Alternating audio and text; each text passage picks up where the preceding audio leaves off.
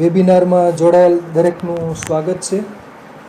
આજે ગિરનારી મંડળનો 695મો વેબિનાર છે.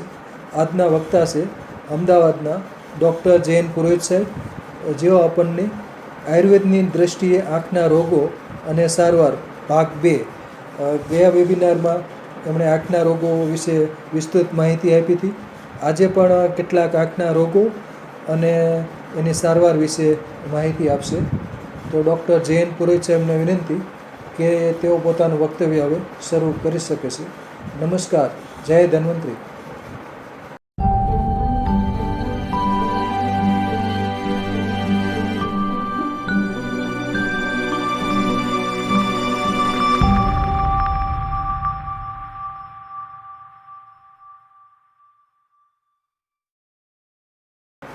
નમસ્કાર. આખી સૃષ્ટિનો અંધકાર અને આખી સૃષ્ટિનો પ્રકાશ અવાજ થોડો આપણી આંખમાં સમાયેલો છે. અવાજ ધીમો આવશે જ. હા, ના હવે આવ્યો. હા, આવ્યો. એટલે નેત્ર જ્યોતિ જેને કહેવામાં આવી છે. આંખ એક એવું અવયવ છે આપણા શરીરનું, એક એવું અંગ છે. આખી સૃષ્ટિનો પ્રકાશ અને આખી સૃષ્ટિનો અંધકાર એના વડે આપણે જોઈ શકીએ છીએ. અને ચહેરાએ ક્યારેય આંખની કિંમત નથી કરી. ચહેરાએ ક્યારેય આંખની કિંમત નથી કરી. જેવી રીતે ઘરની અંદર બે વ્યક્તિ હોય તો એમાંથી એક વ્યક્તિ ગમે તેટલું કામ કરે તેની કિંમત ન થતી, એમ ચહેરો પોતે કેટલો સુંદર છે, કેટલો સારો છે, આનો જ વિચાર કરે. પણ આંખ છે તો એને જોઈ શકાય. તો આગલા વિભાગમાં આપણે જે 94 પ્રકારના આંખના રોગો છે તેમાંથી 24 પ્રકારના નેત્ર રોગ, ત્યારબાદ સંધિમાં થતા 9 પ્રકારના રોગ, ત્યારબાદ સફેદ વાળ એટલે retina foundation, white retina foundation, એના 13 પ્રકારના રોગ, અને ત્યારબાદ બ્લેક રેટિના એટલે કાળા ડોળાના અંદર ઉત્પન્ન થતા રોગો વિશે કયા વેબિનારમાં સાથે સાથે એક વસ્તુ ઉપર ખાસ ભાર મૂક્યો હતો. જો ચક્ષુને સારા રાખવા હશે આગામી પેઢીમાં, તો માતા પિતાએ ખૂબ જ કાળજી લેવી પડશે. અને જન્મેલા બાળકોની આંખો કેવી રીતે સારી આવે.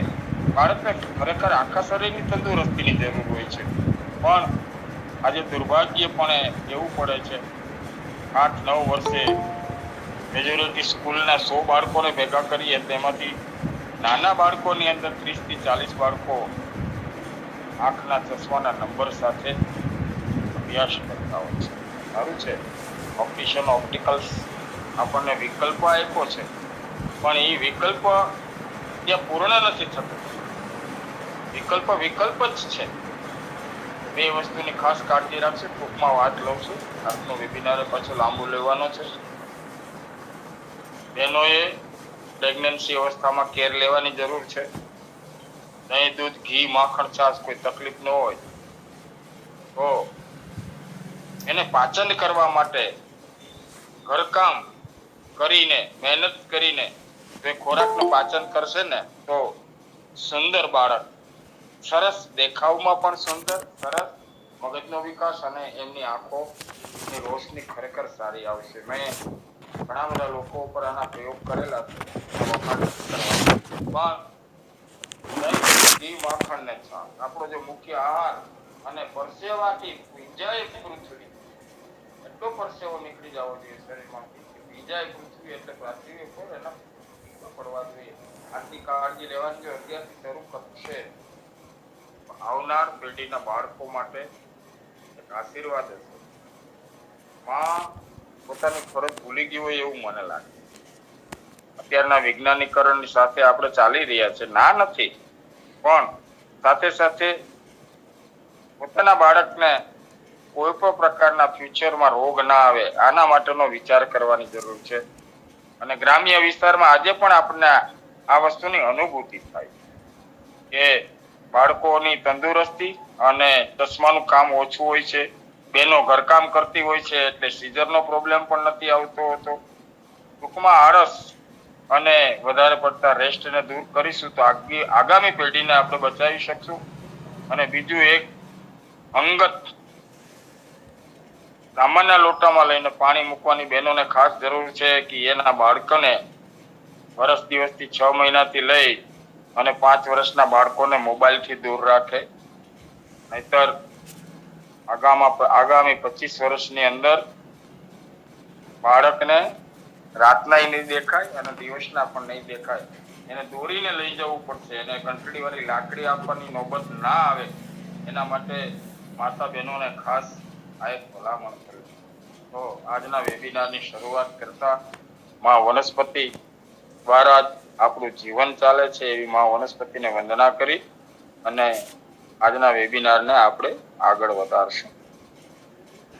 ઓમ આયુર્વેદાય નમઃ.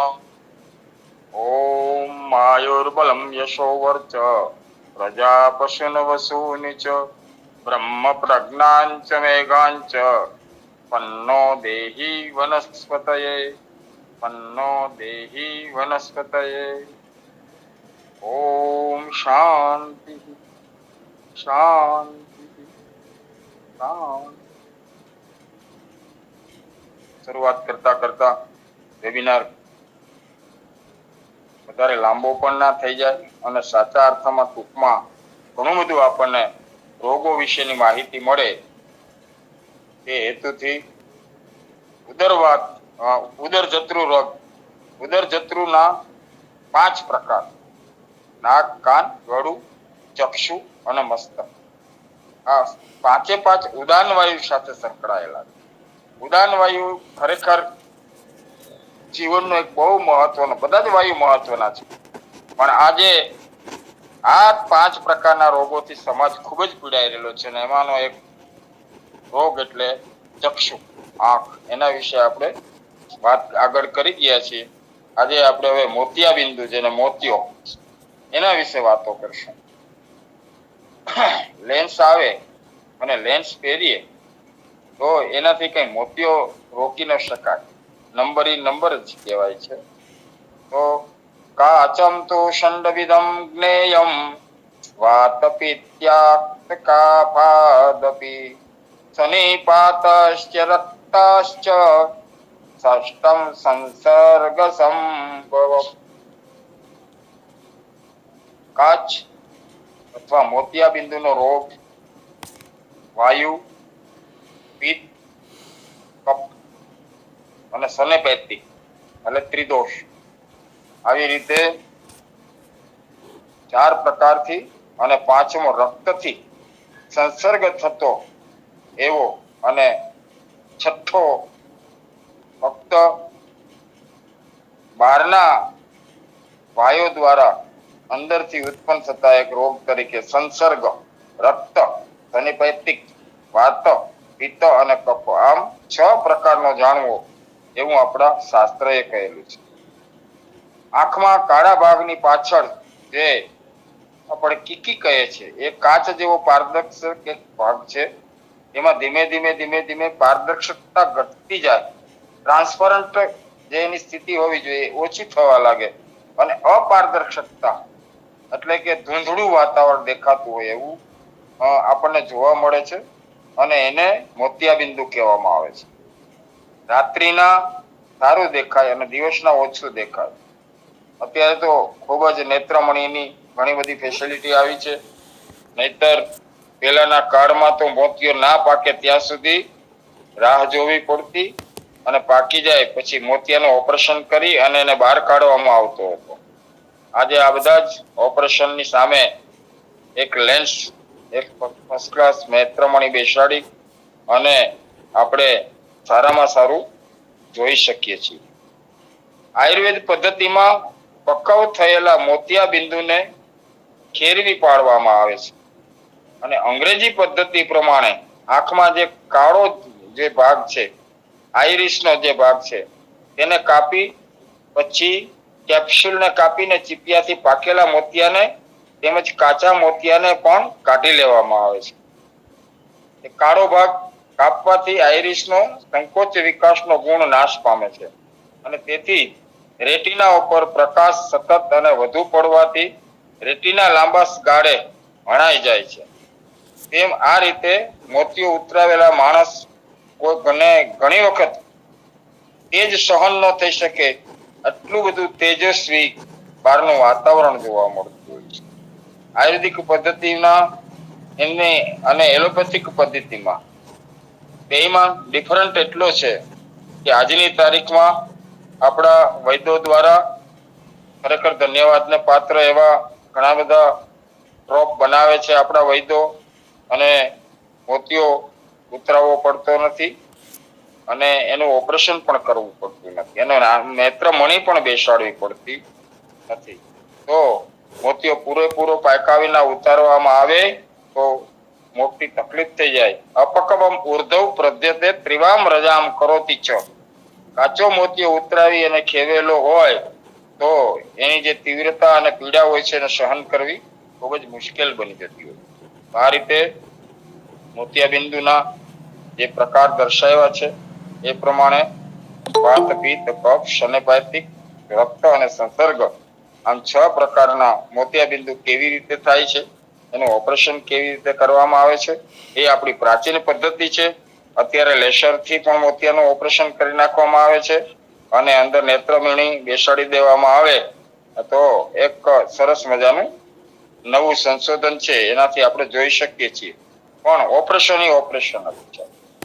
તો એના આજે મોતિયાના ઘણા બધા પેશન્ટને આપણા ટીપા દ્વારા આપણા એક આદરણીય વૈદ ડોક્ટર રાજેશ ભાખર જુનાગઢમાં આ ડ્રોપ બનાવે છે. નાગપુરની અંદર આપણા આદરણીય અનિલભાઈ બનાવે છે અને આવા બીજા ઘણા બધા લોકો બનાવતા હશે. તો આવા ટીપાનો ઉપયોગ કરવાથી આપણે ઓપરેશન અને નેત્રમણીના મોંઘા ખર્ચામાંથી બચી શકીએ છીએ. અને લોકોની ડોક્ટરે ઓપરેશન કરાવવાનું કહેલું હોય, ચેકઅપ કરાવીને આવ્યા હોય અને આવા ડ્રોપ વાપરવાથી મહિના 1.5 મહિના પછી એ જ ડોક્ટર પાસે આંખો બતાવવામાં આવે તેમને કેવું પડે છે કે તમારી આંખમાં મોતિયો નથી. ત્યારબાદ વાતને બહુ લાંબી નહીં કરતા, તિમિર રોગ નેત્રના પડદામાં વાતદિક દોષો તિમિર રોગને ઉત્પન્ન કરે છે. તિમિરાણી સંડેવ શિવર્ત પીતિકૈ શ્રીદ સંસગ્રેણમ ચ રક્તેનમ ષષ્ટનમ સ્યાત સન્નિપૈત. વાતજ, પિત્તજ, કફજ, સંસર્ગજ, રક્તજ અને ત્રિદોષ એમ 6 પ્રકારના પાછા તિમિર રોગ કહેલા છે. તેના નેત્રના પડદામાં વાતાદિક દોષો જઈ તિમિર રોગ ઉત્પન્ન કરે છે એટલે તેનો પટલ દોષ કહેવામાં આવે છે અને તેને લીધે માણસ અનેક પ્રકારના વિપરીત રૂપ જોવા મળે છે, જેને આપણે નોળિયાની દ્રષ્ટિ પણ કહેવામાં આવે છે. દ્રષ્ટિ પાસેના પહેલાના છેક પડદાના વાતાદિક દોષની અંદર જ્યારે એનો સંચય થાય છે ત્યારે રોગીને ઘટ આદિ મોટા પદાર્થો પણ ઝાંખા દેખાવા લાગે છે. અને આપણે ઘણી વખત ઘણા લોકોને જોઈએ છે કે તેમને છે ને વ્યક્તિ છે એ ઢગલા સ્વરૂપે જોવા મળે. કોણ છે, શું નામ છે એને ઓળખી ન શકાય, પણ એક ઢગલા જેવું દ્રશ્ય જોવા મળતું હોય છે. આમાં તિમિર રોગ જવાબદાર હોય છે. અને ત્યારબાદ આ વાતાદિક દોષના રંગ પ્રમાણે તે પદાર્થોના રંગ દેખાય છે. આપણા વિઝન જેટલા વિઝનની અંદર કલર છે, જેને અલ્ટ્રાવાયોલેટના આપણે 7 કિરણો પણ કહેલા છે. આ બધા જ કિરણોના કલરની અંદર જ્યારે ડિફરન્ટ દેખાય ત્યારે એક પ્રકારનો તિમિર રોગ શરૂ થતો હોય છે. વાયુના દોષથી પદાર્થનો રંગ આગિયાના જેવો પણ દેખાતો હોય છે. પિત્તથી નીલા કલરનો દેખાતો હોય છે, કફથી ધોળો દેખાતો હોય છે, રક્તથી રાતો દેખાતો હોય છે. શનૈપાતિકથી પદાર્થના નાના પ્રકારના ચિત્ર વિચિત્ર ઘણા પ્રકારના રંગ દેખાતા હોય છે અને આ બધું જ તિમિર સાથે સંકળાયેલું છે. 2016 ની અંદર ભુજથી એક આવો કેસ આવેલો. પ્રયત્નના અંતે 60-70% એમને રિઝલ્ટ પ્રાપ્ત થયેલું. એમને છે ને બધા જ રંગની અંદર કંઈ ને કંઈ બીજું જ દેખાતું, એટલે આખું રંગ રિએક્શન જેને કહેવાય, કલર રિએક્શન. ઇન્સ્ટ્રુમેન્ટ કલરની અંદરથી એસ્ટિમેટ કલરમાં એને આખું બધું જુદા જુદા કલરમાં જુદો જુદો કલર દેખાતો હતો. આવો ચિત્ર વિચિત્ર કલર જોવામાં મળતો હતો અને એ આખો એક તિમિર રોગ સાથે સંકળાયેલો છે. નેત્રના બીજા પડદામાં જ્યારે દોષ આવે છે ત્યારે દ્રષ્ટિ વિહવળ થાય છે અને સામેનો પદાર્થને જોવાને અશક્ત થઈ જતા હોય છે. રોગીને નેત્રની આગળ ચાપ, ડાંસ, વાળ, જાડા, મંડળ, પતાકા, ત્રિકોણ વગેરે આકૃતિઓ, વાદળાથી ઘેરાયેલું આકાશ અને અંધકાર આ બધા એને જોવામાં આવતું હોય છે. વિષયની અંદર એક ભ્રાંતિ થતી હોય છે. આપણે જો ઘણા લોકોને જોઈએ ને તેને અવકાશની અંદર કંઈક આટા મારતું હોય ને એવું જોવા મળતું હોય છે. આ વિષય ભ્રાંતિ એને કહેવામાં આવે છે. આ બધા માટે થઈ અને તિમિર રોગના લક્ષણો અને સંપ્રાંતથી જવાબદાર હોય છે. નેત્રના ત્રીજા પડદામાં જ્યારે આ દોષ આવે છે ત્યારે રોગીને ઊંચેના પદાર્થો દેખાય છે પણ નીચેના દેખાતા નથી. ઉપરની દ્રષ્ટિ કરે અવકાશ બાજુ તો એને બધું દેખાય પણ નીચે પગની બાજુમાં શું છે જોવામાં મુશ્કેલી ઉત્પન્ન થતી હોય છે અને આકૃતિઓ સ્પષ્ટપણે દેખાતી નથી. વસ્ત્રથી આચ્છાદિત હોય એવા દેખાય છે અને દ્રષ્ટિ સમક્ષ વાંકી ચૂકી રૂપમાં દેખાતી હોય છે. જેમ દોરી પડી હોય તો સાપ જેવું દ્રશ્ય એમને મગજની અંદર ભ્રાંત કલ્પનાઓ આ તિમિર રોગની અંદર થતી હોય છે. ત્યારબાદ લિંગના સ્ટ્રોક. લિંગનાસમ સપ્તદા ક્ષાત્વા તૈત કફેન ચ ત્રિદોષે પસંગ્રેણ સંસગ્રેણ સૃજાતપ. વાત, પિત્ત, કફ, ત્રિદોષ, ઉપસર્ગ, સંસર્ગ અને રક્તથી એમ લિંગનાશના 7 પ્રકાર કયા છે. તિમિર રોગ જ્યારે દ્રષ્ટિ ચારે તરફથી ઘેરી લે છે અને દોષ ચોથા પટલમાં પ્રવેશ કરે છે તે વખતે આગળ કહેલો તિમિર રોગ લિંગનાશ રોગમાં રૂપાંતરિત થાય. એટલે તિમિર રોગ છે એ જેટલો ક્રોનિક જૂનો બને એટલે એને કારણે થઈને લિંગનાશનો શરૂઆત થતી હોય છે.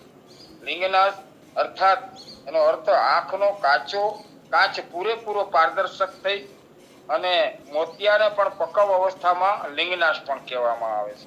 જ્યારે પૂર્ણ પાકીવાની અવસ્થામાં આવે એને લિંગનાશ કહેવામાં આવે છે. તિમિરની અંદર ધૂંધળું બરાબર સ્પષ્ટપણે કોઈ પણ વસ્તુ ન દેખાય ને તિમિર રોગ કહેવામાં આવે છે. અને મોતિયાની અવસ્થાની અંદર જ્યારે મોતિયો પરિપક્વ થાય ત્યાર પછી પણ આ જ પોઝિશન હોય છે.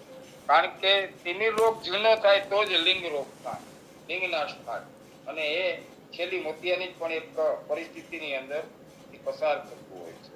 લિંગનાશ એટલે પદાર્થનું રૂપ જોઈ તેને ઓળખવાની શક્તિનો નાશ થવો. આનો આવો એક બીજો અર્થ પણ થાય, ઓળખી ન શકાય કોઈ વસ્તુના. તો આપણા ઓપ્ટિક નર્વની જે સિસ્ટમ છે બ્રેઇનની અંદર, એ ઓપ્ટિક નર્વ દ્વારા જ આપણે આ લિંગનાશ અને તિમિર રોગ આ બે સાથે સંકળાયેલું.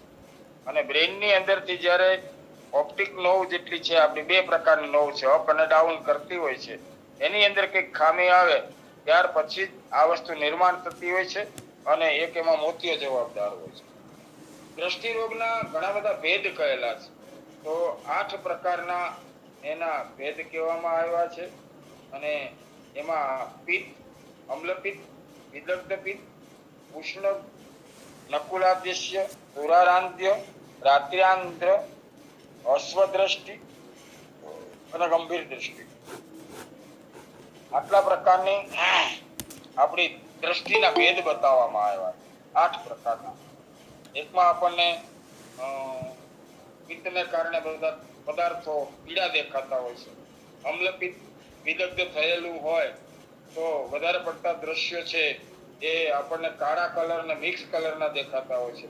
ઉષ્ણ વિદગ્ધ હોય તો આંખનું વિઝન એટલું બધું ઓછું દેખાતું હોય કે એટલી બધી ઉષ્ણતા હોય એટલે એને કારણે આપણે કોઈ પણ ચિત્રને જોવામાં આપણને ગરમીના હિસાબે પ્રોબ્લેમ થતો હોય. નોળિયા જેવી દ્રષ્ટિ, નોળિયા જેવી આપણી આંખો થઈ જતી હોય. નોળિયાની આંખો જોજો, એવી આંખો જ્યારે માણસને દેખાય ત્યારે સમજવું કે આની અંદર જે અંધત્વ આવેલું છે એમાં નકુલા અંધત્વ છે. એટલે આવી રીતે આપણી ગંભીર દ્રષ્ટિ માટે થઈ અને શોર્ટ સાઇટ પાસેનું જો કોઈ પણ વસ્તુ જોવું હોય તો દૂરનું ન જોઈ શકાય અને ખાસ કરી જુવાનીમાં જ આ રોગ થતો હોય છે. ગંભીર દ્રષ્ટિ એટલે લોંગ સાઇટ અને શોર્ટ સાઇટ, આ બે દ્રશ્ય જોવા માટેની આપણી વિઝનની પાછળ આપણા રેટિના ફાઉન્ડેશન એટલે સફેદ ડોળો અને કાળો ડોળો કામ કરતો હોય અને એની અંદર સંજ્ઞા આપવાનું કાર્ય આપણને આપણી ઓપ્ટિક નોવ, બે પ્રકારની જે નોવ આપણા બ્રેનની અંદર છે એ ત્યાંથી આખું દ્રશ્યને જોવે, એ દ્રશ્ય મગજને આપે, મગજને એ વસ્તુને જો ભયંકર દ્રશ્ય જોવા મળ્યું હોય તો આપણને ગભરાટ થતો હોય છે, સારું દ્રશ્ય જોવા મળ્યું હોય તો આપણને આનંદ થતો હોય છે. એટલે શોર્ટ અને સાઇટ અને લોંગ સાઇટ આ બે વસ્તુ બહુ મહત્વમાં આપણને સમજાવવામાં આવી છે. અને આ બે વસ્તુ દૂરનું જોવામાં પણ તકલીફ થઈ અને નજીક પણ તકલીફ થઈ. આ મોટે ભાગે વૃદ્ધાવસ્થા 65, 70, 80 વર્ષે જ્યારે એકદમ જર્જરિત આંખો થઈ જતી હોય છે, અથવા તો જે લોકોને ડાયાબિટીસ હોય, બ્લડ શુગર, મધુપ્રમેહ આપણી ભાષામાં, જે લોકોને મધુપ્રમેહ હોય, આવા લોકોને આવું વધારે તકલીફ થતી હોય છે. નજીકનું જોવામાં તકલીફ થાય, દૂરનું જોવામાં પણ પ્રોબ્લેમ થતો હોય છે અને માણસ ખરેખર લાકડીના સહારે એને આવી જવી પડતી પાંગડો બની જતો હોય છે. ત્યારે આપણને આંખની એક કિંમત થતી હોય. તો એ પછી અભિસંધ્યાસ તસ્વારો રક્તા દોષે સ્ત્રી નિસ્તતા. અભિસંધિના 4 પ્રકાર છે. અભિસંધ રોગ, વાતજ, પિત્તજ, કફજ અને રક્તજ. કોઈ પણ રોગ, આમ તો આપણે ખાલી આંખ જ નહીં, શરીરના કોઈ પણ દોષો, આ બધા દોષ છે. પિત્ત દોષ, વાત દોષ, કફ દોષ અને રક્તના દોષ, આ બધા દોષ, 3 દોષ અને ખાસ કરીને 4 દોષ, બધા જ રોગોમાં આ દોષ જવાબદાર હોય છે ને હોય છે. એટલે જ આપણા આયુર્વેદ શાસ્ત્રની અંદર બાહ્ય જ્ઞાન એટલે કે બહારથી નિદાન કરવાની એક ક્ષમતા બતાવી છે, એક નાભી દ્વારા અને એક નાડી દ્વારા નિદાન. વાત, પિત્ત અને કફ કઈ સ્થિતિમાં ચાલી રહ્યું છે એનો ઊંડો અભ્યાસ કરી અને એના દ્વારા આપણે રોગને નક્કી કરી શકતા હોય છે.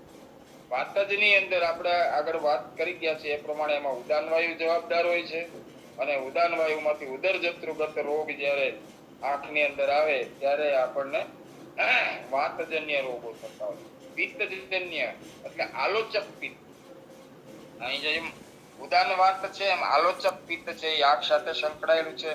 એટલે અહીંયા નિદાન બહુ મહત્વનું. જો નિદાન પરિપૂર્ણ હોય તો જ આપણે વાત પિત્તનું પ્રમાણ છે કે વાતનું. જે લોકોને આપણે આગળ વાતો કાલે કરી ગયા છે, તડકામાં જોઈ ન શકે અને તડકામાં જોવું હોય તો બહુ મુશ્કેલી ઉત્પન્ન થતી હોય છે. એને કારણે ઘણી વખત મસ્તક રોગ થતા હોય છે, બીજા અનેક પ્રકારના રોગો થતા હોય છે. આ પિત્ત સાથે સંકળાયેલું હોય છે. મેલગુગડું દેખાતું હોય, સંપૂર્ણ વિઝન ના દેખાતું હોય, એ વાત સાથે સંકળાયું છે. અને ચીપડા આવીને આંખ બે બાજુથી ચીપકી જતી હોય, સવારે એને સાફ કરી ગરમ પાણીના પોતા ફેરવીને જ્યારે સાફ કરીએ, આ પિત્ત કફ સાથે સંકળાયેલું હોય છે. અને રક્ત દ્વારા અનેક પ્રકારના રોગો આંખમાં આવતા હોય છે. એક તો ઝાડું થતું હોય છે, પછી વેલ કહીએ છીએ આપણે, એ વેલ પણ એક પ્રકારની વેલ થતી હોય છે. એમાં રાતી તસવીરો ફૂટી આવતી હોય છે અને એ ધીમે ધીમે આપણી કીકી વિઝન અને retina foundation, white retina foundation માંથી જ્યારે બ્લેક રેટિના ફાઉન્ડેશન એટલે કાળા ડોળામાં પ્રવેશ કરે ત્યાર પછી એનું ઓપરેશન ખૂબ જ મહત્વનું બની જતું હોય છે. નહીતર પછી જોવામાં ખૂબ જ તકલીફ પડતી હોય છે. રક્તજ રોગ આંખ સાથે ખૂબ સંકળાયેલા છે. આપણે કાલના વેબિનારમાં પણ, પરમ દિવસના વેબિનારમાં પણ આપણે આ વિશે ઘણી બધી વાતો કરી હતી. આંખોમાંથી લોહી નીકળવું, જોકો લાગી જવો કે કોઈ વસ્તુ વાગી જવાથી લોહી જેવી ગાંઠ બંધાઈ જવી, અને આપણા નાકની સામેની દિશા એટલે લમણા બાજુના ડોળાની અંદર લોહી મરી ગયું હોય એવો કાળા કલરનો કે બ્રાઉન કલરનો આપણને ડાર્ક થઈ જવો, અથવા લોહીનું સર્ક્યુલેશન, મેન નસો આંખ કાન બંનેની અંદર જ્યારે નસો સુકાય છે એવું ડોક્ટર આપણને કહે ત્યારે આપણને ખ્યાલ આવે કે હવે જો કોઈ સારા ગિરનારી મંડળના વૈદ્યો મળે અને એ જો દવા આપે તો આપણે બચાવી શકીએ. બાકી મેડિકલ સાયન્સની અંદર સુકાતી નસો માટે કોઈ પણ પ્રકારની દવા નથી. સુકાતી નસોને બચાવી શકે તો ફક્ત એ આયુર્વેદ છે. એમાં રક્ત જવાબદાર. રક્ત રોગ વિશે આપણે ખાલી થોડી વધારે વાત એટલા માટે કરવામાં આવે કે આજે આ પ્રોબ્લેમ કાન અને નાક બંનેમાં પુષ્કળ પ્રમાણમાં જોવા મળે છે. 50-60 વટાવી ચૂકેલા લોકોમાં જોવા મળે છે. અને કોઈ રિએક્ટેડ મેડિસિન અથવા તો કોઈ એવો વાયરસ બોડીની અંદર એન્ટર થાય તો એને કારણે પણ આ નસો ફૂંકાતી હોય છે, જેમાં રક્ત અને કફ બંને જવાબદાર છે. અને વાત એને મૂળ જગ્યાએ લઈ જવાનું કામ. તો રસન કફ, આલોચક પિત્ત અને ઉદાન વાયુ, ઉદાન વાત, આ ત્રણેય વસ્તુ ડિસ્ટર્બ થાય પછી આપણને લોહીના લગતા રોગો ઉત્પન્ન થતા હોય છે. અને ખૂબ ખુશીની વાત છે કે આપણા બધાય મંડળની અંદરના આપણા આદરણીયો, મહારથીઓ, આપણા વૈદો ક્યાંય ને ક્યાંય કંઈ ને કંઈ નુસ્ખા અથવા તો શાસ્ત્રીય પ્રયોગ દ્વારા આની અંદર ઘણા બધા લોકો સફળતા મેળવતા હોય છે. પણ નિદાન પરત્વે આપણે હમણાં વાત કરી ને કે એનું નિદાન મુખ્યત્વે જો થાય તો જ આ રોગની અંદરથી આપણે મુક્તિ મળે. ઘણા બધા પ્રયોગોની અંદર ગૌ વિજ્ઞાન, ગાયોનું વિજ્ઞાન અહીંયા ખૂબ કામ કરે છે. એક તો ગાય વ્યાય બચ્ચાને જન્મ આપે ને એનું પેલું ખીરું આંખ માટે બેસ્ટ છે. પણ એ ખીરાને પીતા પહેલા કસરત કરી, શરીરનો પરસેવો પાડી અને શ્વાસોશ્વાસની ક્રિયા હોય ત્યારે એકાદ કપનું સેવન કરવું જોઈએ. નહીતર જો ઈ પેટમાં જામી જાય તો એને કાઢવા માટે પાછા 2 મહિના લાગતા હોય છે. અને પેટનો દુખાવો ઘણા લોકોને કાયમી માટે પણ પેટનો દુખાવો થઈ જતો હોય છે. તો દૂધની અંદરનું એક ખીરું, ગાયનું ખીરું, એમાં ઓમેગા 5 હોય છે અને એ દ્રષ્ટિને ખૂબ જ ચોખ્ખી કરવા વાળું છે. રાત્રે પણ દિવસના જેવું દેખાય એવું આપણા શાસ્ત્રકારોએ કહેલું. તો એક ખીરું અને બીજું વ્યસન મુક્ત થઈ સ્વભાવનો કોઈ ઓસડ નહીં. સ્વભાવનું કોઈ ઓસડ નથી. આપણી કહેવત છે ને કે ભાઈ લસણની ગાંઠને કપૂરના રસમાં ધોઈ અને ચંદનના ઝાડવા નીચે શું કહીએ તો એ લસણ જ રહે, પણ એમાં કંટ્રોલ 100% થઈ જાય. તો જે લોકોનો અતિશય ક્રોધી સ્વભાવ હોય આવા લોકોને કાનની અને આંખની નસો દુખાવાની શક્યતા ખૂબ વધી જતી હોય છે. પછી જે લોકો સ્ટ્રેસ લઈને ફરતા હોય છે, આખા ગામની ચિંતા કરવી, આવા લોકો હોય કઈ નહીં, ચિંતા કરવી જ જોઈએ. ગામની આપણી કર્તવ્ય છે, આપણી ફરજ છે, આપણે નહીં કરીએ તો કોણ કરે? પણ કારણ વિનાની આખા ગામની ચિંતા કરનાર લોકો કે એમાં કઈ હોય નહીં છતાંય ચિંતા કરવી, એટલે સ્ટ્રેસ, ગુસ્સો, પછી ડિપ્રેશન, ભય. આ ભય પણ આપણા શરીરમાં એક પ્રકારનું વાઇબ્રેશન ઉત્પન્ન કરે છે અને બ્લડ પ્રેશર ઉપર એની ખૂબ અસર આવે છે અને એને કારણે પણ નસો ઉપર એક પ્રકારની અસર આવતી હોય છે. ત્યાર પછી ખાસ વારંવાર એકને ટોકિંગ કરવામાં આવે છે, હું એક જ નહીં બધા જ લોકોનું, એ એટલે વ્યસન. આજે અમે આદરણીય પરમ પૂજ્ય શ્રી અશોકભાઈ જાની સાહેબની સ્મશાન યાત્રા પૂર્ણ કરી અને હું ભરતભાઈ ચૌહાણ અને આપણા રાવલ સાહેબ જિગ્નેશભાઈ રાવલ આવતા હતા તો અમારે આ જ ચર્ચા ચાલતી કે જો લાંબો સમય સુધી આવો ને આવો કાળ ચાલશે તો 30 વર્ષે માણસની અંદર અંધત્વ વધશે વધશે ને વધશે. કોક જ એમાંથી બાકાત રહે એવી સ્થિતિ આવશે અને એવી સ્થિતિ ના આવવા દેવી હોય તો એના માટેના બેસ્ટમાં બેસ્ટ આંખો માટેના પ્રયોગ. તો આંખોનું વાયરિંગ જેને આપણે કહીએ છીએ, એક પ્રકારની નસો, એ ભાવપ્રકાશની અંદર ભાગ 1માં વાંચેલું કે વધારે પડતી આપણી શિરાઓ આંખને લગતી એ આપણા પગના તળિયામાં આવેલી. તો આંખનું રક્ષણ કરવા માટે ખાસ તો શિયાળાની અંદર સોક્સનો ઉપયોગ કરવો જોઈએ. પછી શિયાળાની અંદર ખાસ ગાયના ઘીની મસાજ કરવી જોઈએ. ગાયનું ઘી ન મળી શકે એવું હોય તો તેલની મસાજ કરવી જોઈએ.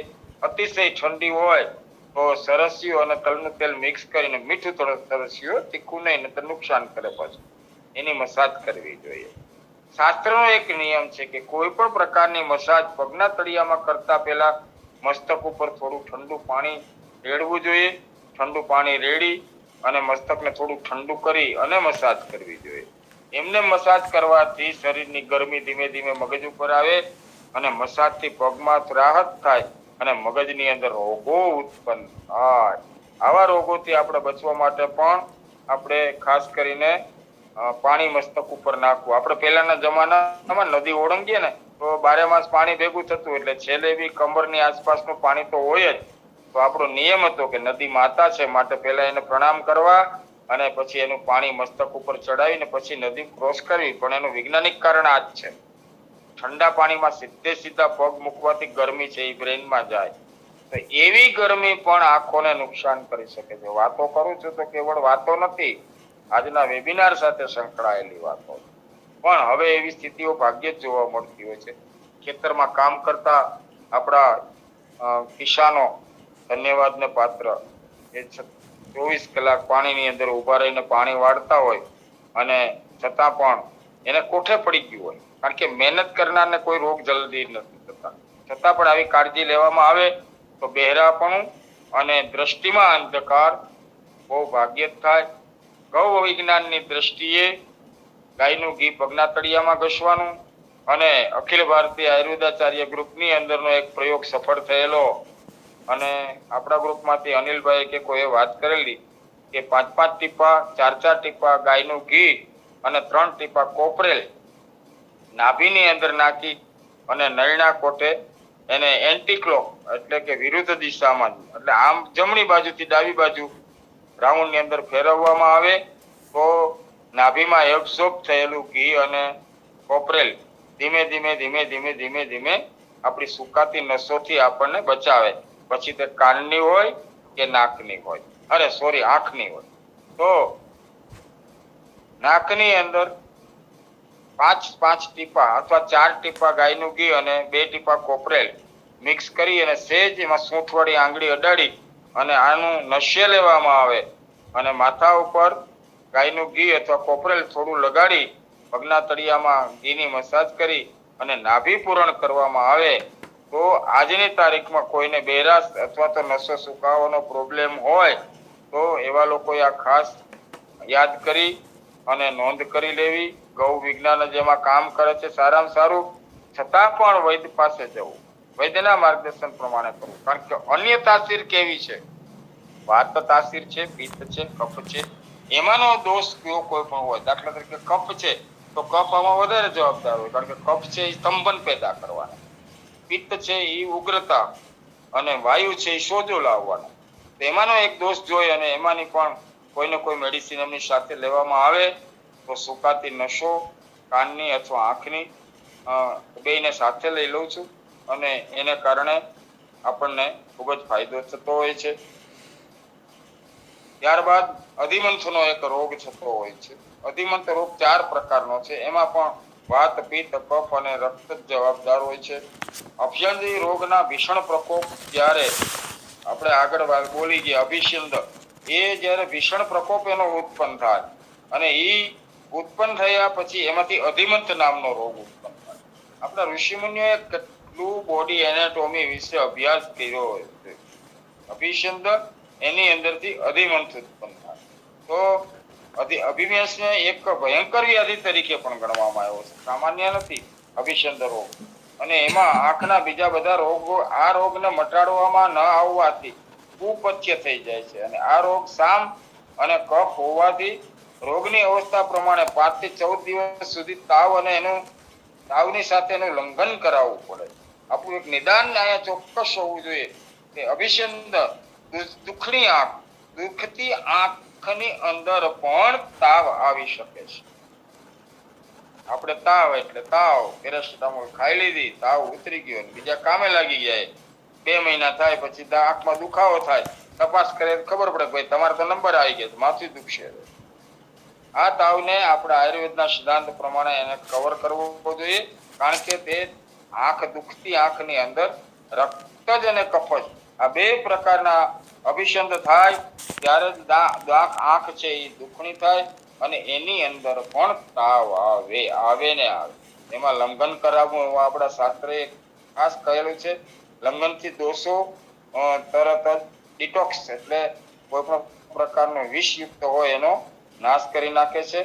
તો આ રીતે એ સમયે જો આપણે અભિસંધ રોગ વિશે જો જાગૃત નહીં થાય તો એમાંથી અધિમંથ નામનો રોગ 4 પ્રકારથી ઉત્પન્ન થતો હોય. અને તેનો પ્રકોપ બહુ ડેન્જરસ હોય છે. અધિમંત રોગ થાય, આ રોગમાં ડોળા બહાર નીકળી જાય ને એવી પીડા થાય, આટલો દુખાવો થાય. અને માથાની આગળના ભાગમાં ખૂબ જ લમણા ઉપર તો આપણે ખૂબ જ આપણે આગળનો ભાગ હોય ત્યાં લમણામાં કપાળની અંદર આગળના ભાગની અંદર સખત દુખાવો થાય. કારણ કે દુખણી આંખ માટે થઈને આપણે કાળજી લીધી નથી. દુખણી આંખ માટે થઈને આપણે પેન કિલર ટેબ્લેટ અને એન્ટીબાયોટિક લઈ અને એને તાત્કાલિક સૂકવી નાખવાના પ્રયત્ન કર્યા હોય છે, પણ એની અંદરના જે તત્વો છે એ આપણા સર્ક્યુલેશનની અંદર ખૂબ જ નુકસાન કરે. એને કારણે પણ આપણે દ્રષ્ટિમાં અંધકાર આવી જતો હોય છે ઘણી વખત.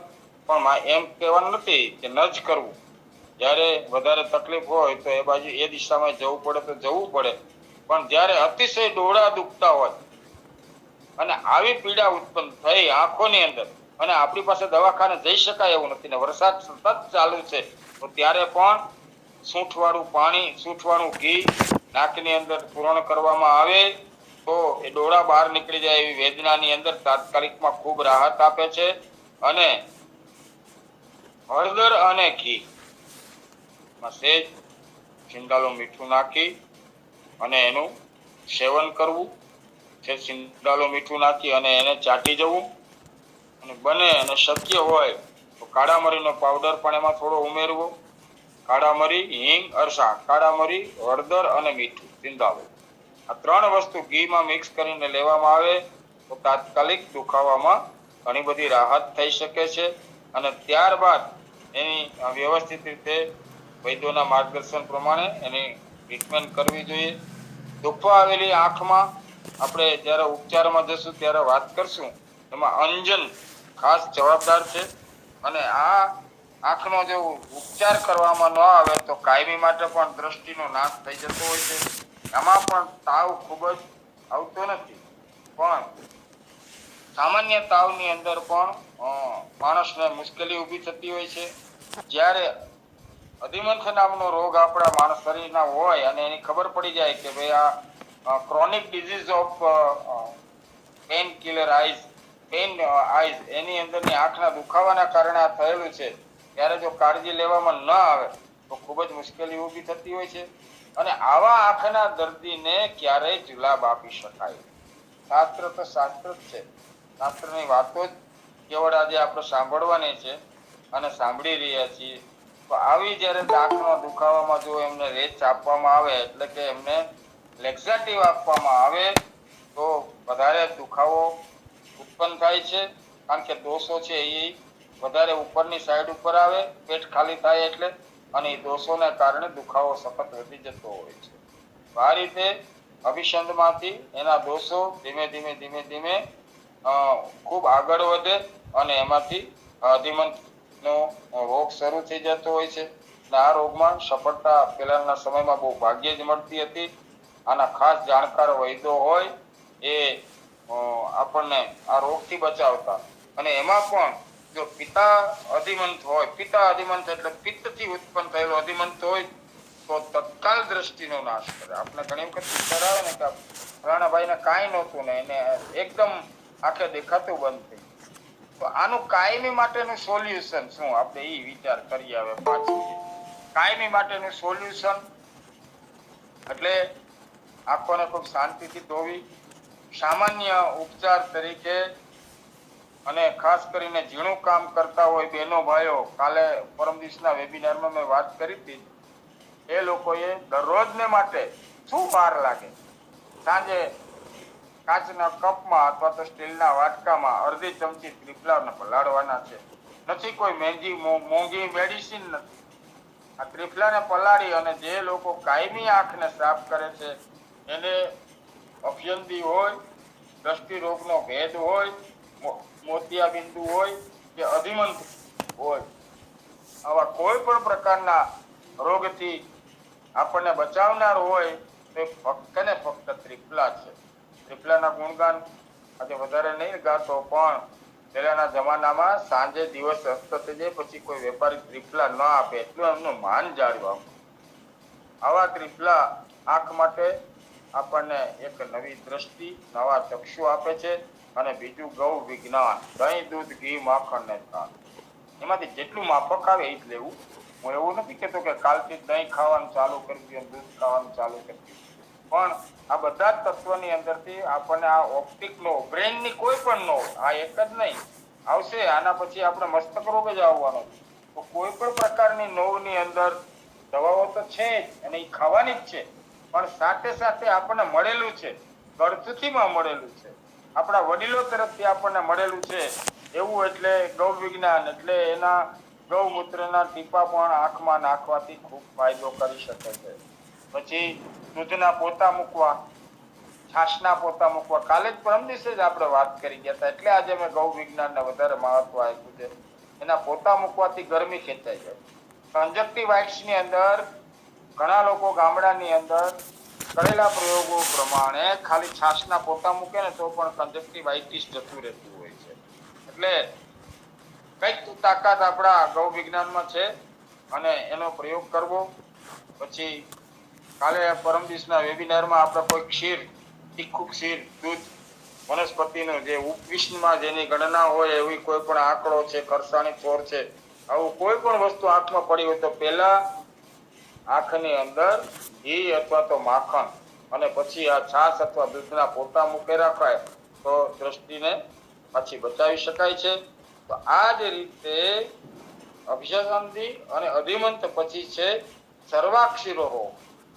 સર્વાક્ષીર રોગ 8 પ્રકારનો છે. વાત વિપર્ય, અલ્પશોચ એટલે સામાન્ય સોજો, અન્યતો વાત એટલે વાયુ હોય અને ના હોય, ક્યારેક વાયુ વધારે હોય તો ક્યારેક અન્ય એટલે ઓછો હોય. ત્યાર પછી પાકાત્યમ, કે અંદર પાક થવો. આપણે આગળ જેમ વાત કરી છે ને કે માથાના ડોળા બહાર નીકળી જાય એટલે દુખાવો થાય, એમાં મુખ્યત્વે પાક જ હોય છે. ત્યારબાદ સૂક્ષ્મ અક્ષિપાક, એકદમ સૂક્ષ્મતા આવી જાય, એકદમ બ્લડનું સર્ક્યુલેશનની સાથે સાથે પાણી પણ ઘટી જાય અને આંખો એકદમ વૃક્ષ થઈ જાય, સૂકી થઈ જાય, શુષ્ક થઈ જાય. ત્યારબાદ અદ્યુષિત અને અતધીમંત. આ વાયુનો કોઈ વખતે ભ્રુકુટીમાં વાયુ ભરાઈ જાય તો કોઈ વખતે નેત્રમાં જઈ અને અનેક પ્રકારની તીવ્ર પીડાને વાયુ ઉત્પન્ન કરે છે. એ એટલે વાત વિપર્ય. આમાં પછી અલ્પશોચ, આમાં નેત્રમાં સોજા આવી અને પાક થતો હોય છે, તેમાંથી આંસુ વહ્યા કરે છે અને આંખ પાકા અંજીરની સમાન લાલ થઈ જાય. અને આ વ્યાધિ ઘણી વખત ત્રિદોષજન્ય પણ હોઈ શકે છે. ત્યારબાદ આપણે વાત કરશું અન્યતો વાત. આ રોગમાં સાધારણ ભાષાને અન્યતો વાત એટલે શું બહુ સમજવું જરૂરી છે. અન્યતો વાત એટલે જ જામર, અને આપણે અત્યારે એને ઇંગ્લિશમાં ગ્લુકોમા કહીએ છીએ. એ અન્યતો વાત નામના રોગ આપણા શાસ્ત્રએ, આપણા ઋષિ મુનિઓ એને અન્યતો વાત કહેલો છે. પછી અન્યતો વાતની અંદર વાત વિપર્ય હોઈ શકે, અલ્પશોચ પણ હોઈ શકે, પણ એનું મુખ્ય અન્યતો વાત કહેવામાં આવ્યો છે. અને અન્યતો વાત જ્યારે બ્રેનની અંદર ભરાય અને આપણી બંને નર્વને ડિસ્ટર્બ કરે, નસોને ડિસ્ટર્બ કરે, ત્યારે જામરનો રોગ થાય અને ડોળા છે એકદમ ફૂલી જાય, દુખાવો સહન ન થાય અને ધીમે ધીમે માણસ બે આંખે આંધળો થઈ જતો હોય અને દબાણ આવતું હોય છે ડોળા ઉપર, અને ડોળા એટલા બધા કઠણ અને લાકડા જેવા સખત થઈ જતા હોય, પાણી નીતરા કરતું હોય છે. માથાનો રોગ હોય તેવી રીતે માથામાં પણ આને કારણે પીડા ઉત્પન્ન થતી હોય છે. અને તેમાં પણ પાણી સદંતર બંધ કરી અને જે વ્યક્તિને ખૂબ જ પાણી પડતું હોય તો એમના માટે દૂધનો પ્રયોગ કરવો. આગળ જ મેં વાત કરી દીધી છે દૂધની, એવી રીતે દૂધનો ઉપયોગ ખાસ કરવો જોઈએ. આમાં સાધારણ વાયુના લક્ષણો કરતા જુદી જાતના લક્ષણો થતા હોવાય તો પણ એને અન્યતો વાત કહેવામાં આવ્યો છે. સામાન્ય વાત નહીં, પણ અલગ અલગ પ્રકારના વાત દોષો આપણને જોવા મળતા હોય છે. અને એ વાતમાં ઉદર વાત જ ખાલી જવાબદાર નથી, ઉદાન વાયુ જ ખાલી જવાબદાર નથી, એમાં પ્રાણવાયુ પણ જવાબદાર હોઈ શકે. કારણ કે પ્રાણવાયુ અને ઉદાન વાયુ બે બહુ નજીકથી સાથે રહેલા છે. તો અન્યતો વાત ને ખૂબ જ મહત્વ આપવામાં આવ્યું છે અને જામર જેવા રોગોમાં અન્યતો વાત જવાબદાર હોય છે. ત્યારબાદ વાત કરશું વાતાદી દોષો વડે નેત્રના કાળા ભાગ ઉપર છારી બાજી આખું નેત્ર સફેદ થઈ જાય. આંખો ખોલે ને તો આપણને સફેદ આંખો દેખાવા મળે અને એની અંદર ખૂબ જ તીવ્ર વેદના થતી હોય છે. કાળા ભાગ ઉપર છારી બાજી જાય ને એટલે આપણે કાળા ડોળા જ નથી એવું આપણને ફીલ થવા મળતું હોય છે અને એમાં ખૂબ જ દુખાવો થતો હોય છે અને વાતાદી દોષો સાથે સંકળાયેલું છે અને આયુર્વેદમાં એને બાકાત્ય કહેવામાં આવે છે. ત્યારબાદ નેત્ર ખુલે નહીં અથવા સંકુચિત થઈ જાય, ડિસ્ક્યુટ થઈ જાય, ઓપન થાય, ડોળા સુકાઈ જાય, નેત્રમાં બળતરા અર્થાત દેખાય નહીં, આંખ ખોલવામાં બહુ જ દુખાવો થાય, ડોળા સુકાય પછીની સ્થિતિ બહુ ખરાબ હોય છે. આવી જ્યારે સ્થિતિ ઉત્પન્ન થતી હોય છે એને શુષ્ક આક્ષિપક પણ કહેવામાં આવે છે. ત્યારબાદ શોફમાં નેત્રમાં સોજા આવી પાક પડી જાય છે, આંસુ ખૂબ જ નીકળ્યા કરે છે અને આંખમાં ઉંબરડાના પાકા ફળ જેવા અંદરના ભાગ લાલ થઈ જતા હોય છે અને આ ત્રિદશજન્ય રોગ છે. મટાડવો ખૂબ જ સોપરો મુશ્કેલી ઉત્પન્ન કરતો હોય. ત્યારબાદ અદ્યુષિત અને હતાદિમન. અદ્યુષિતમાં નીલવર્ણ ગળી જેવો કલર થઈ અને આપણી આંખોના ડોળાને જો આપણે ઘણા બધા લોકોને નીલવર્ણની રિંગ જોવા મળતી હોય છે. કાળા ડોળાને ફરતી એક સામાન્ય ફરતી એકદમ ગોળ સંપૂર્ણપણે નેટ ટુ નેટ ગોળ રિંગ દેખાતી હોય છે અને એવા નીલવર્ણ વાળી રિંગ જે લોકોને હોય છે આવા લોકોને પણ રાતના જોવામાં ઘણી વખત બહુ જ તકલીફ પડતી હોય છે. પીળા રંગની એમાં ઘણી વખત પોટલી પણ થતી હોય છે, ખૂબ જ દાહ થતો હોય છે અને દાહની સાથે સાથે એમને ઝટકા, તીવ્ર વેદના ખૂબ જ ઉત્પન્ન થતી હોય છે. એટલે 8મા વાત જ અધિમંથ રોગની ઉપેક્ષા ક્યારેય કરવી નહીં. વધારે આંખમાં દુખાવો થાય નજીકના વૈદ્યોને તાત્કાલિક સંપર્ક કરવો અને સાથે સાથે આંખને બચાવવી જરૂરી હોય છે. હું એલોપેથિકના ગુણગાન નથી ગાતો પણ તાત્કાલિક માટે જે કંઈ જરૂરિયાત હોય એવા પ્રયોગ કરી અને આંખના કોઈ પણ રોગને બચાવવાની કોશિશ આપણે કરવી જોઈએ. અને પીડા દુખાવા તો અત્યારે સામાન્ય થઈ ગયું છે અને એની દવાઓ પણ સામાન્ય થઈ ગઈ છે એટલે દવા ખાઈ લઈએ દુખાવો બંધ થઈ જતો હોય છે. 12 કલાક પછી અસર ઓછી થાય અને પાછો દુખાવો શરૂ થતો હોય છે. એન્ટીબાયોટિક આપતા હોય છે એના કારણે લાંબા સમયે વધારે પડતી આંખોમાં ડ્રાયનેસ આવે છે અને ડ્રાયનેસને કારણે મોતિયાબિંદુ પણ થઈ શકે છે અને આંખના ડોળા ઘસાવાને કારણે અનેક પ્રકારના બીજા રોગો આપણા શરીરમાં ઉત્પન્ન થતા હોય છે. તો આંખના જે આપણને 94 પ્રકારના જે રોગો કહેલા છે એ પ્રમાણે આજે આપણે ફક્ત રોગ વિશેની તમામ માહિતીઓને કમ્પ્લીટલી રીતે સમજી શક્યા છીએ. રોગ કેવી રીતે થાય છે એના વિશેના 94 પ્રકારને પૂર્ણ કરી અને આજના વેબિનારને અહીંયા વિરામ આપું છું. સર્વત્ર સુખિનઃ સંતુ સર્વે સંતુ નિરામય સર્વે ભદ્રાણિ પશ્યન્તુ મા કશ્ચિત દુઃખમાપ્નુયાત. ઓમ શાંતિ શાંતિ શાંતિ. ખૂબ ખૂબ આભાર ડૉક્ટર જયંત પુરોહિત સાહેબનો, જેમણે આજે આયુર્વેદની દ્રષ્ટિએ આંખના રોગોના પ્રકારો અને કેટલાક સારવાર પણ આપી છે આજે અને ઘણા બધા રોગો વિશે પણ આજે ફરીથી વધુ માહિતી આપી છે. આંખના 94 પ્રકારના રોગો પૈકી એ જે બાકી રહેલા રોગો વિશે પણ માહિતી આપી. મોતિયો કેટરેક્ટ કહેવામાં આવશે, મોતિયા વિશે સરસ માહિતી આપી. પછી તિમિર રોગ વિશે માહિતી આપી.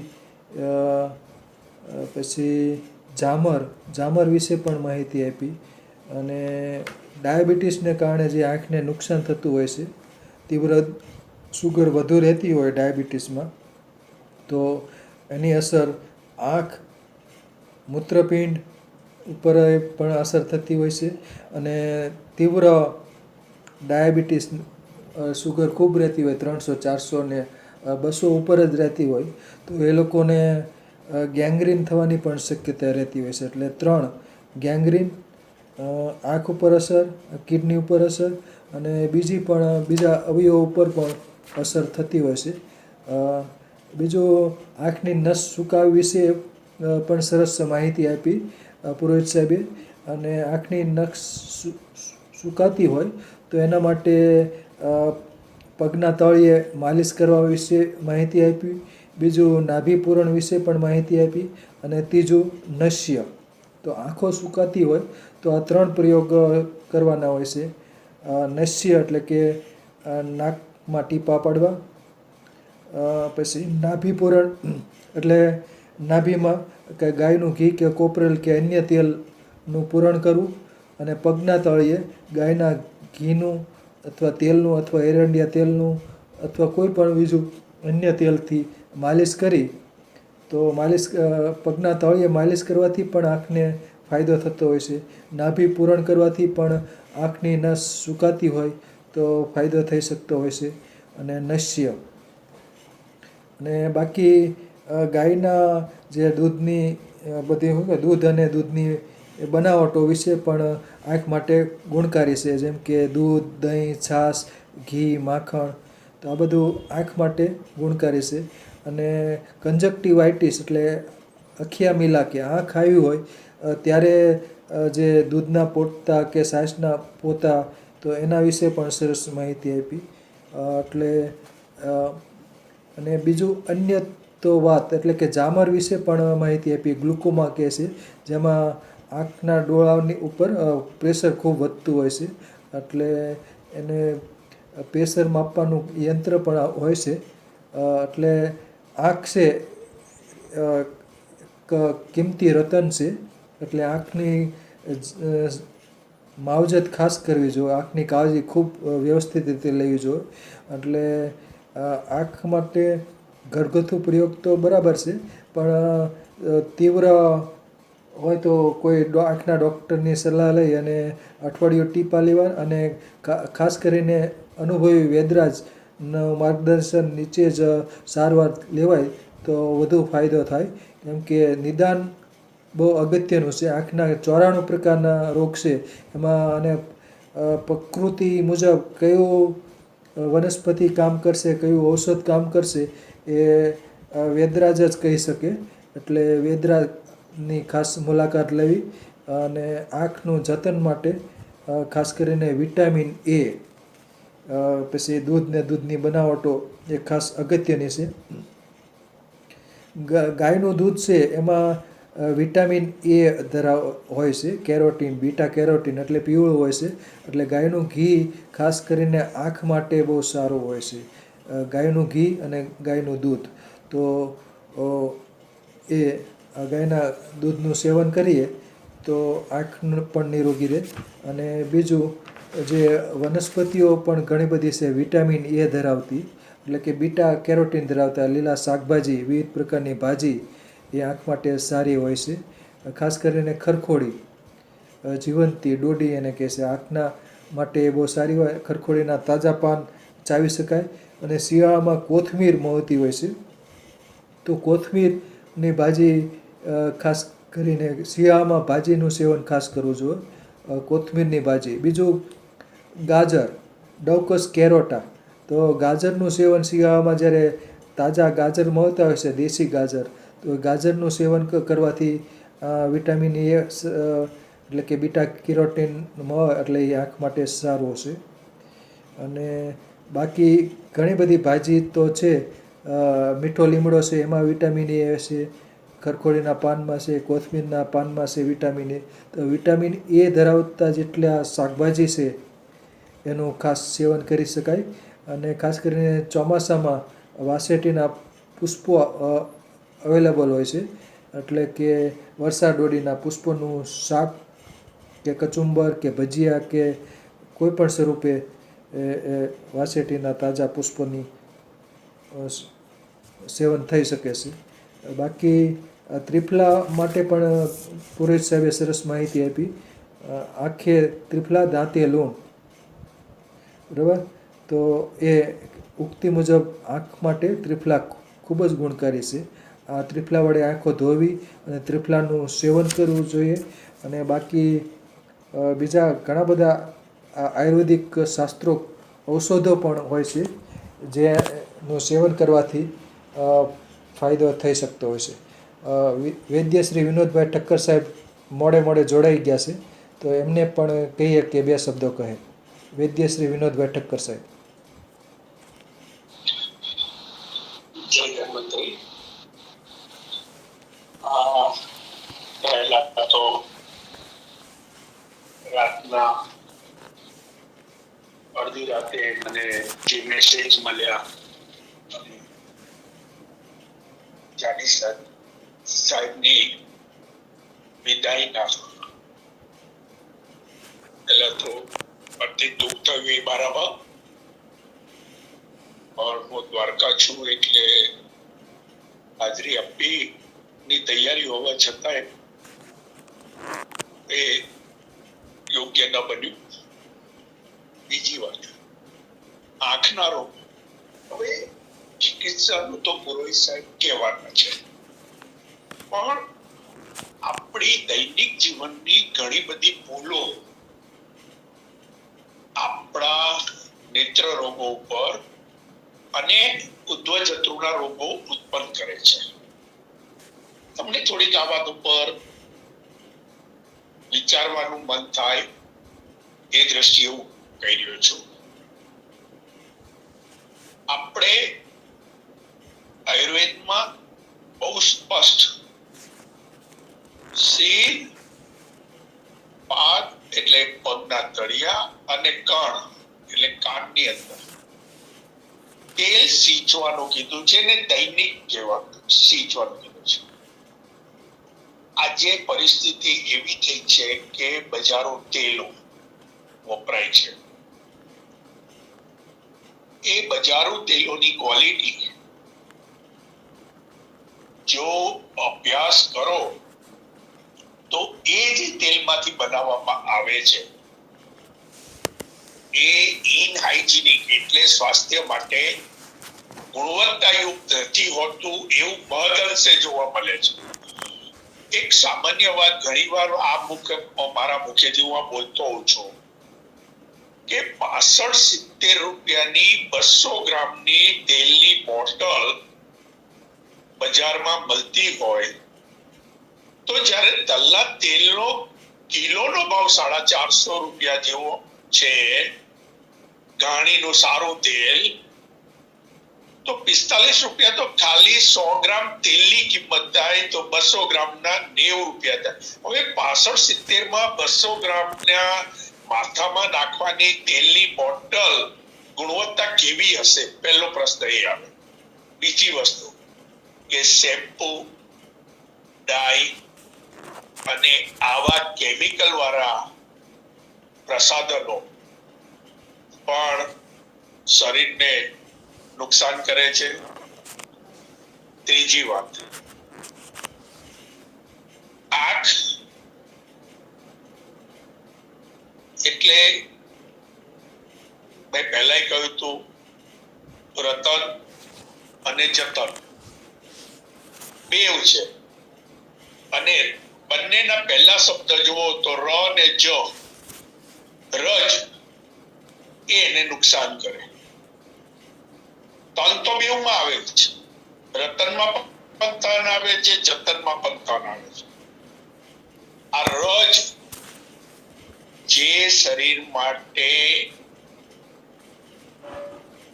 આખા દિવસમાં આપણે પરિભ્રમણ ક્યાંક પ્રવૃત્તિમાં રહેતા હોય તો જે લોકોને મુખ પ્રક્ષાલન કરવાની ટેવ ન હોય એમને દિવસમાં 3 વાર મોઢું ધોવાની ટેવ પાડો તો તમારા આંખને તો સૌથી પહેલા તમે એનો ફાયદો આપી શકશો.